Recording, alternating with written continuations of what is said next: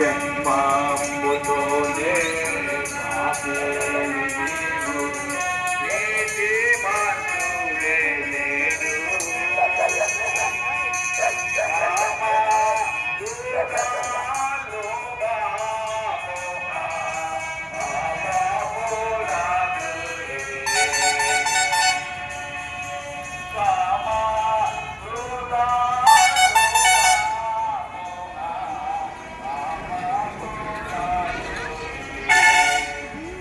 అందరూ కూడా లైన్లో నిలబడి దయచేసి సహోదరులు కానీ సహోదరులు ఎవరు కూడా మీ అనౌన్స్మెంట్ ఫాలో అవ్వట్లేదండి. దయచేసి క్షమించండి నన్ను.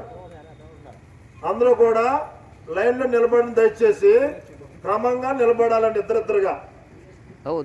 దేవుని యొక్క వాక్యం ఈ సమయంలో మరి సిద్ధాంతం గ్రామంలో పరిచయం చేస్తున్నటువంటి సహోదరులు స్టీవెన్ అన్న గారు వాక్యాన్ని పంచుకుంటారు.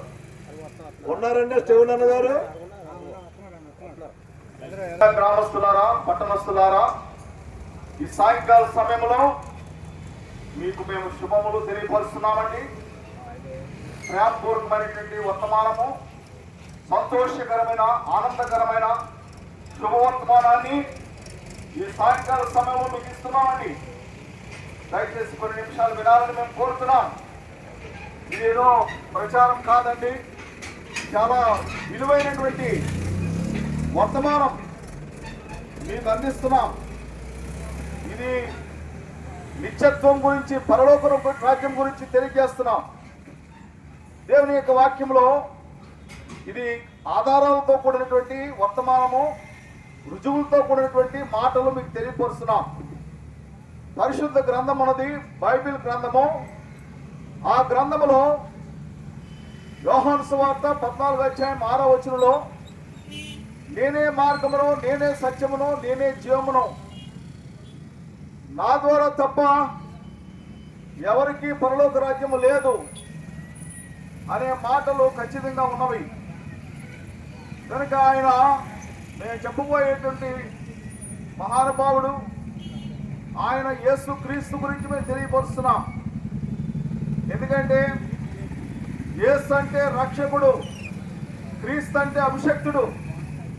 రక్షకుడైనటువంటి, రక్షించడానికి వచ్చినటువంటి ఆ ప్రభువు గురించి మీకు తెలియపరుస్తున్నాం. లూకాసు వార్త 19:10 నశించిన దానిని వెదకి రక్షించడానికి మనుష్య కుమారుడిగా పరలోకంలో నుండి భూలోకానికి ఆయన వచ్చినారు. ఇది చరిత్ర. క్రీస్తు పూర్వం, క్రీస్తు శకమని చరిత్ర కూడా తెలియజేస్తుంది. కనుక ఈ ఆయన మనవలే శరీరధారిగా 33.5 సంవత్సరాలు ఈ లోకంలో జీవించారు. 33.5 సంవత్సరములు జీవించి ఎన్నో అద్భుతాలు చేశారండి. చనిపోయిన వారిని లేపినారు, గుడ్డి వారికి చూపించినారు, కుష్ఠరోగులు శుద్ధులుగా చేసినారు, పక్షవాయు గల వారు స్వస్థపరిచినారు, దయ్యముల చేత పీడించబడుతున్న వారికి, దురాత్మల చేత పీడించబడుతున్న వారు స్వస్థత ఇచ్చారు. ఈ రీతిగా నిన్ను స్వస్థపరిచి యెహోవాని నేనే, నిర్గమాకాండం 15:26 ప్రకారంగా ఆయన అనేక మందిని స్వస్థపరిచినాడు, బాగు చేసినారు.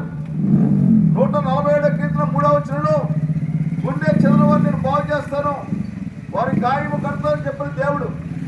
అయితే యెషయా గ్రంథం 53:5 మన దిక్కుల క్రియలు బట్టి ఆయన గాయపరచబడ్డారు, మన దోషములు బట్టి ఆయన వెలుగొట్టబడ్డారు, మన సమాధాన శిక్ష ఆయన మీద పడింది.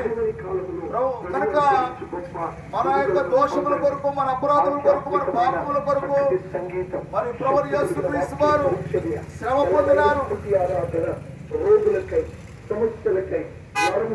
కొరకు, మన దోషముల కొరకు ఆయన శిక్ష అనుభవించవలసి వచ్చిందండి. ఆ శిక్ష శిలువ మరణం పొందినారు. మీరు సాధారణంగా ఫోటోల్లో చూస్తూ ఉంటారు. ఆ శిక్ష ఎవరి కొరకో కాదు, ఆయన మన కొరకే శిక్ష అనుభవించినారు.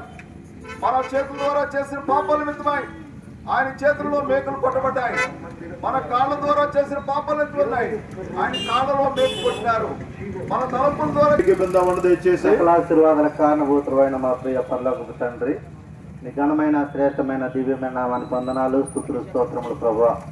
నీ దాసులు ప్రభు వరకు ఈ యొక్క మాటలు చెప్పడానికి నువ్వు ఇచ్చిన కృపను బట్టి వందనాలు. అనేకులు స్వస్థపరచడానికి, అనేకులను రక్షించడానికి, కృంగి నలిగిన విరిగిన స్థితిలో ఉన్న వారిని విడిపించడానికి నువ్వు నీ దాసులు నడిపించిన విధానమును బట్టి వందనాలు ప్రభువా. ఈ ఇష్టపడిన వాక్యం అనేక హృదయాలు ఫలింపచేయండి. అనేకులకు పశ్చాత్తాపం కలిగించండి, మారు మనసు కలిగించండి. నీ రక్షణ స్వభావంలోకి నడిపించమని నజరుడైన యేసు క్రీస్తు వారి యొక్క దివ్యమైన అతి శ్రేష్టమైన నామంలో స్తుతించి ప్రార్థించి బ్రతిమాలి వేడుకొనుచున్నాము తండ్రి. ఆమేన్.